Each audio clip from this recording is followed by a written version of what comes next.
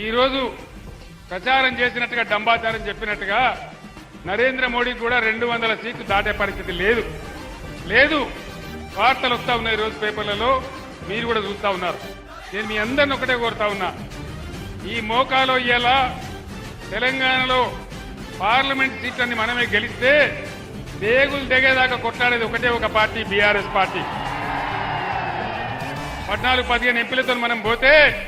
కేంద్ర ప్రభుత్వంలోనే hung parliament వస్తే కీలకమైన పాత్ర పోషించే అవకాశం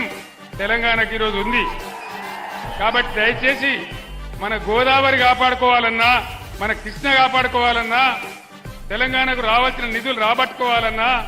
మన ప్రాజెక్టులకు జాతీయ హోదా రావాలన్నా నిరుద్యోగ సమస్య తీరాలన్నా మన బతుకులు బాగుపడాలన్నా ఖచ్చితంగా ఇలా బీఆర్ఎస్ అభ్యర్థులే గెలవాలి అదే తెలంగాణ క్షేమం